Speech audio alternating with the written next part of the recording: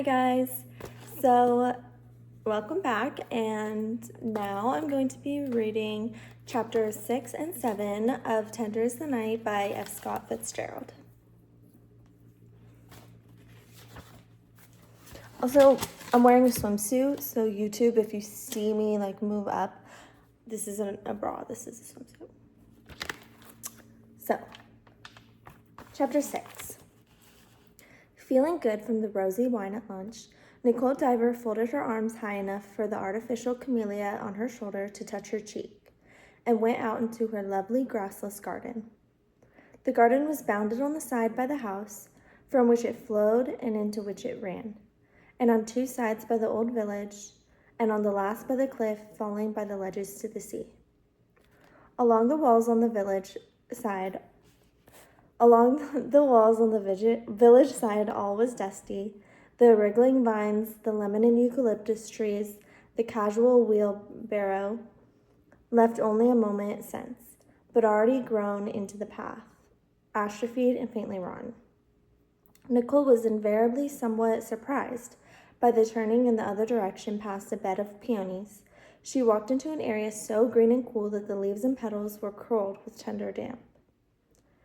Knotted at her throat, she wore a lilac scarf that even in the achromatic sunshine cast its color upon her face and down around her moving feet in a lilac shadow. Her face was hard, almost stern, save for the soft gleam of piteous doubt that looked from her green eyes. Her once fair hair was darkened, but she was lovelier now at 24 than she had been at 18, when her hair was brighter than she. Following a walk marked by an intangible mist of bloom that followed the white border stones, she came to a space overlooking the sea, where there were lanterns asleep in the fig trees, and a big table and wicker chairs, and a green market umbrella from Siena, all gathered about an enormous pine, the biggest tree in the garden. She paused there a moment, looking absently at a growth of nasturtiums and iris tangled at its foot, although sprung from a careless handful of seeds, listening to the plaints and accusations of some nursery squabble in the house. When this died away on the summer air, she walked on, between kaleidoscope peonies massed in pink clouds, black and brown tulips, and fragile mauve-stemmed roses, transparent like sugar flowers in a confectioner's window, until, as if in the scherzo of color could reach no further intensity, it broke off suddenly in mid-air, and moist steps went down to a level 5 feet below. Here there was a well with the boarding around it, dank and slippery even on the brightest days. She went up to the stairs on the other side and into the vegetable garden. She walked rather quickly. She liked to be active, even though at times she gave an impression of repose that was at once static and evocative. This was because she knew few words and believed in none. And in the world she was rather silent, contributing just her share of urbane humor with a precision that approached meagerness. But at the moment when strangers tended to grow uncomfortable in the presence of this economy, she would seize the topic and rush off with it, feverishly surprised with herself, then bring it back and relinquish it abruptly, almost timidly, like an obedient retriever, having been adequate in something more. As she stood in the fuzzy green light of the vegetable garden, Dick crossed the pad ahead of her, going to his workhouse. Nicole waited silently till he had passed. Then she went on through lines of prospective salads to a little menagerie where pigeons and rabbits and a parrot made a melody of insolent noises at her. Descending to another ledge, she reached a low, curved wall and looked down 700 feet to the Mediterranean Sea. As she stood in the fuzzy green light of the vegetable garden, Dick crossed the path ahead of her, going to his workhouse. Nicole waited silently till he had passed. Then she went on through lines of prospective salads to a little I just read the same paragraph over again. Sorry about that, guys. She stood in the ancient hill village of charms. The village and its grounds were made out of a row of peasant dwellings that abutted on the cliff. 5 small houses had been combined to make the house and 4 destroyed to make the garden. The exterior walls were untouched, so that from the road far below it was indistinguishable from the violet-gray mass of the town. For a moment, Nicole stood looking down at the Mediterranean, but there was nothing to do with that, even with her tireless hands. Presently, Dick came out of his one-room house carrying a telescope and looked east towards Keynes. In a moment, Nicole swam into his field of vision, whereupon he disappeared into the house and came out with a megaphone. He had many light mechanical devices. "Nicole," he shouted, "I forgot to tell you, as a final apostolic gesture, I invited Mrs. Abrams, the woman with the white hair." "I suspected it. It's an outrage." The ease with which her reply reached him seemed to belittle his megaphone, so she raised her voice and called, "Can you hear me?" "Yes." He lowered the megaphone and then raised it stubbornly. "I'm going to invite some more people, too. I'm going to invite the 2 young men." "All right," she agreed placidly. "I want to give a really bad party. I mean it. I want to give a party where there's a brawl and seductions and people going home with their feelings hurt and women passed out in the cabinet to toilet. You wait and see." He went back into his house, and Nicole saw that one of his most characteristic moods was upon him, the excitement that swept everyone up into it and was inevitably followed by his own form of melancholy, which he never displayed but as which she guessed. This excitement about things reached an intensity out of proportion to their importance, generating a really extraordinary virtuosity with people. Save among a few of the tough-minded and perennially suspicious, he had the power of arousing a fascinated and uncritical love. The reaction came when he realized the waste and extravagance involved. He sometimes looked back with awe at the carnivals of affection he had given, as a general might gaze upon a massacre he had ordered to satisfy an impersonal bloodlust. But to be included in Dick Diver's world for a while was a remarkable experience. People believed he made special reservations about them, recognizing the proud uniqueness of their identities buried under the compromises of how many years. He won everyone quickly with an exquisite consideration and a politeness that moved so fast and intuitively that it could be examined only in its effect. Then, without caution, lest the first bloom of the relation wither, he opened the gate to his amusing world. So long as they subscribed to it completely, their happiness was his preoccupation. But at the first flicker of doubt as to its all-inclusiveness, he evaporated before their eyes, leaving little communicable memory of what he had said or done. At 8:30 that evening, he came out to meet his first guest. His coat carried rather promisingly, in his hand, like a tortoise cape. It was characteristic that after greeting Rosemary and her mother, he waited for them to speak first, as if to allow them the reassurance of their own voices and new surroundings. To resume Rosemary's point of view, it should be said that, under the spell of the climb to Tarms and the fresher air, she and her mother looked about appreciatively.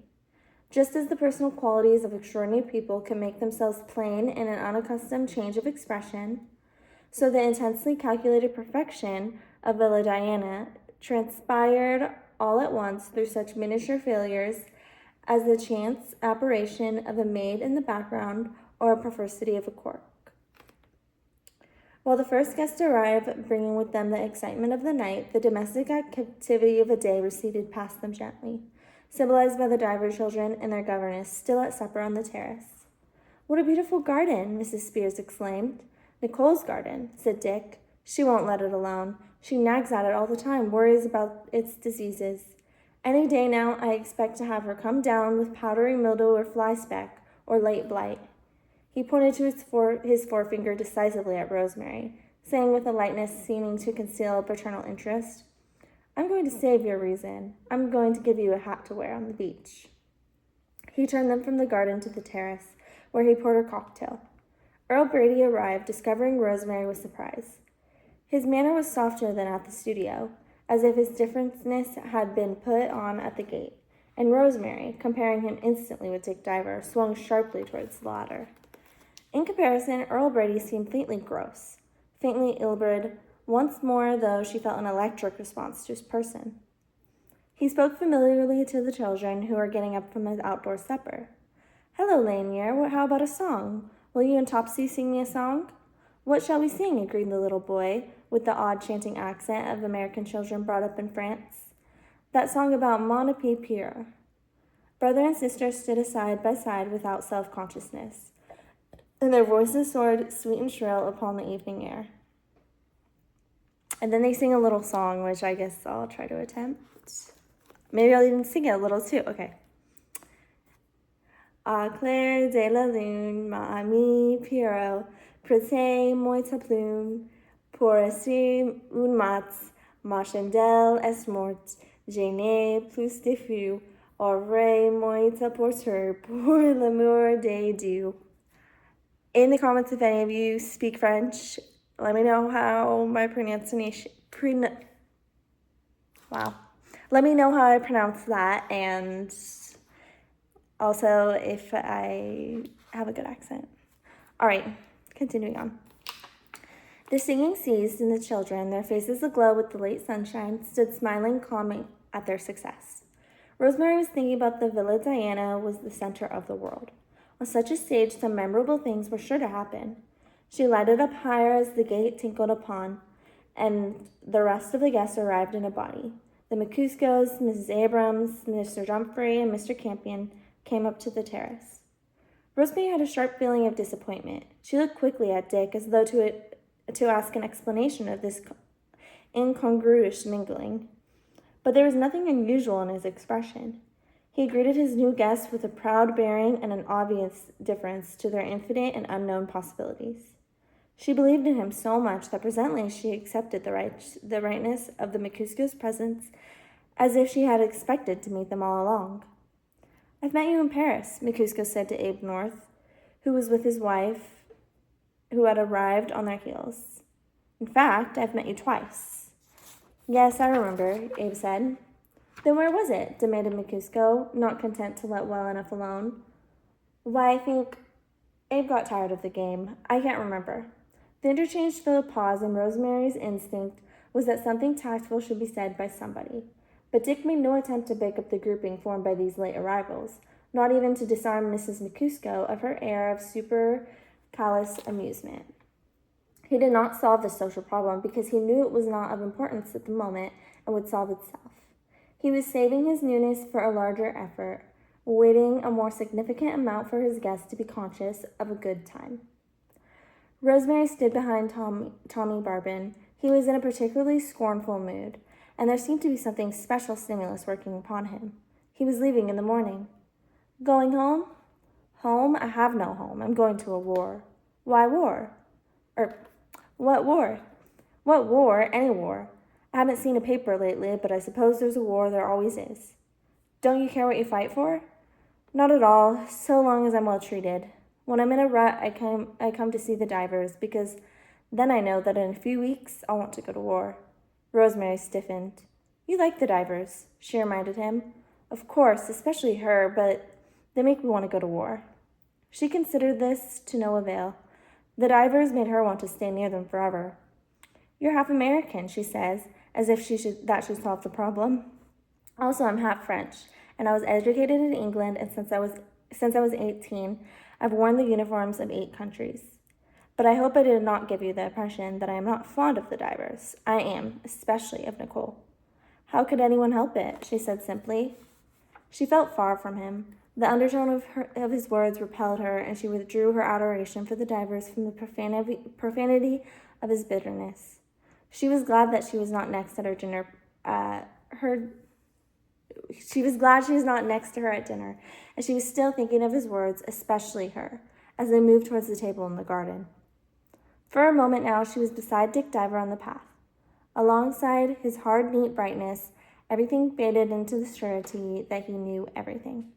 For a year, which was forever, she had had money and a certain celebrity and contact with the celebrated, and these latter had presented themselves merely as powerful enlargements of the people with whom the doctor's widow and her daughter had associated in a hotel pension in Paris. Rosemary was a romantic, and her career had not provided many satisfactory opportunities on that score. Her mother, with the idea of a career for Rosemary, would not tolerate any such spurious substitutes as the excitations available on all sides. And indeed, Rosemary was already beyond that. She was in the movies, but not at all at them. So when she had seen approval of Dick Diver on her mother's face, it meant that he was the real thing, and meant permission to go as far as she could. "I was watching you," he said, and she knew he meant it. "We've grown very fond of you." "I fell in love with you the first time I saw you," she said quietly. Oh, she does not care. He pretended not to have heard, as if the compliment were purely formal. "New friends," he says, as if it were an important point, "can often have a better time together than old friends." With that remark, which she did not understand precisely, she found herself at the table, picked out by slowly emerging lights against the dark dust. A chord of delight struck inside her when she saw that Dick had taken her mother on his right hand. For herself, she was between Louis Campion and Brady. Surcharged with her emotion, she turned to Brady with the intention of confiding in him. But at her first mention of Dick, a hard-boiled sparkle in his eyes gave her to understand that he was refused the fatherly office. In turn, she was equally firm when he tried to monopolize her hand. So they talked shop, or rather, she listened while he had talked shop. Her polite eyes never leaving his face, but her mind was so definitely somewhere that she felt he must guess the fact. Intermittently, she caught the gist of his sentences and supplied the rest from her subconscious, as one picks up the striking of a clock in the middle, with only the rhythm of the first and counted strokes lingering in the mind.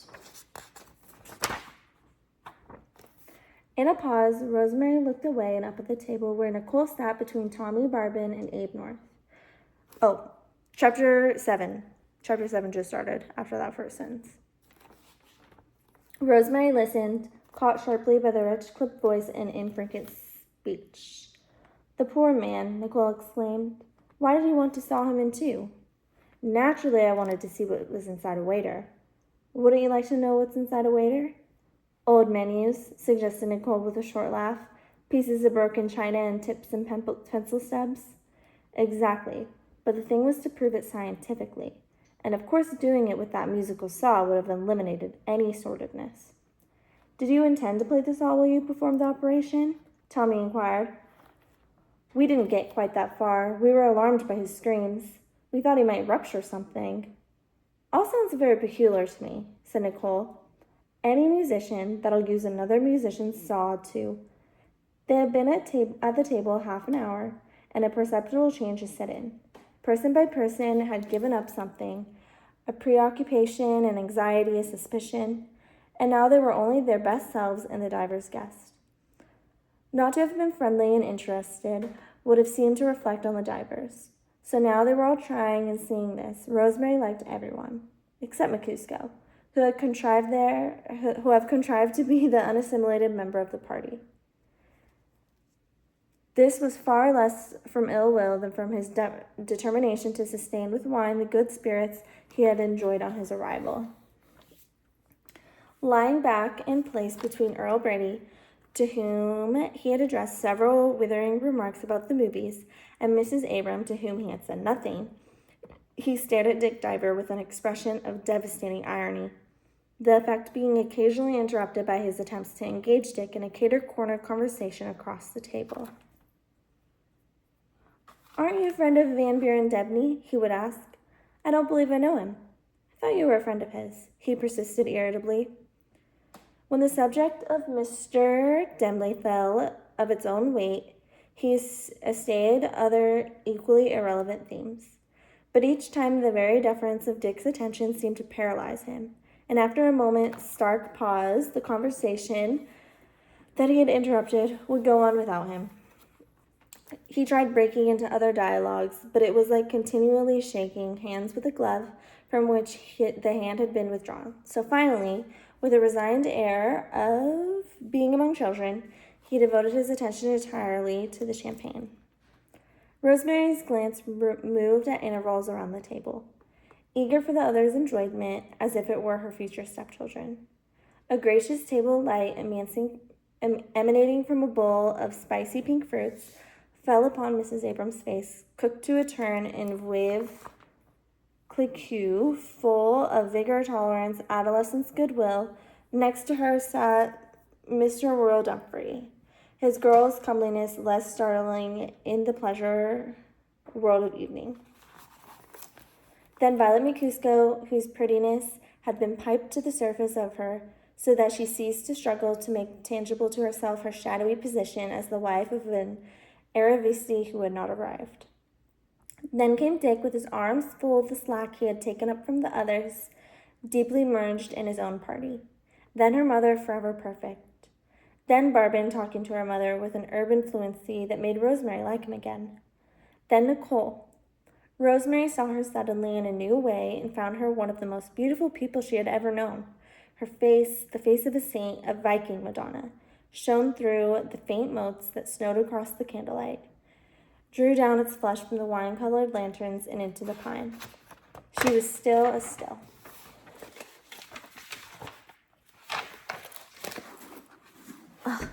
Need to reposition myself.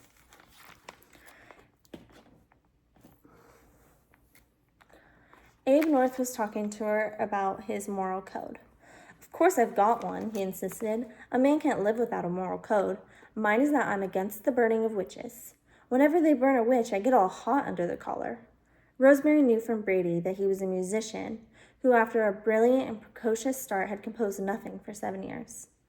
Next was Campion, managing somehow to restrain his most blatant effeminacy, and even to visit upon those near him a certainty that it was impossible not to smile back into the white mirrors of her teeth. The whole area around her parted lips was a lovely little circle of delight. Finally, Brady, whose hardiness became, moment by moment, a social thing instead of a crude assertion and reassertion of his own mental health, and his preservation by it a detachment from the frivolities of others. Rosemary, as dewy with belief as a child from one of Mrs. Burnett's vicious tracts, had a convention of homecoming, of a return from the desirative and salacious improvisations of the frontier. There were fireflies riding on the dark air and a dog baying on some low and faraway ledge of a cliff. The table seemed to have risen a little toward the sky like a mechanical dancing platform, giving the people around it a sense of being alone with each other in the dark universe, nourished by its only food, warmed by its only lights. And as if a curious, hushed laugh from Mrs. McCusco, or a signal of such detachment from the world, had been attained, the two divers began suddenly to warm and glow and expand, as if to make their guests, already so subtly assured of their importance, so flattered with politeness, for anything they still missed from the country well left behind. Just for a moment they seemed to speak to everyone at the table, singly and together, assuring them of their friendliness, their affection. For a moment the faces turned up toward them were like the faces of poor children at a Christmas tree. Then abruptly the table broke up. The moment when the guests had been so daringly lifted above the conviviality into the rare atmosphere of sentiment was over before it could be irrelevantly breathed, before they had half realized it was there. But the diffused magic of the hot, sweet South had withdrawn into them. The soft-pawed night and the ghostly wash of the Mediterranean far below, the magic left these things and melted into the two divers and became part of them. Rosemary watched Nicole pressing upon her mother a yellow evening bag she had admired, saying, "I think things ought to belong to the people that like them." And then swooping it into the yellow articles she could find, a pencil, a lipstick, a little notebook, because they all go together. Nicole disappeared and presently Rosemary noticed that Dick was no longer there. The guests disrupted themselves in the garden or drifted in toward the terrace. "Do you want," Violet McCusco asked Rosemary, "to go to the bathroom?" "Not at that precise moment. I want," insisted Mrs. McCusco, "to go to the bathroom." As a frank, outspoken woman, she walked towards the house, dragging her secret after her, while Rosemary looked out after her with reprobation. Earl Brady proposed that they walk down to the sea wall, but she felt like this was her time to have a share of Dick Diver when he reappeared, so she stalled, listening to McCusco quarrel with Barbin. "Why do you want to fight the Soviets?" McCusco said. "The greatest experiment ever made by humanity. And the Rif? It seems to me it would be more heroic to fight on on the just side.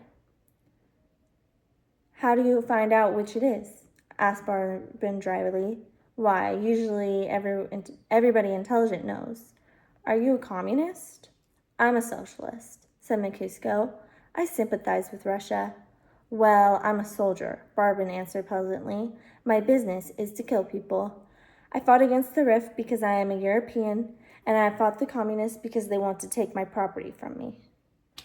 Of all the narrow-minded excuses, McCusco looked around to establish a deseriation with someone else, but without success.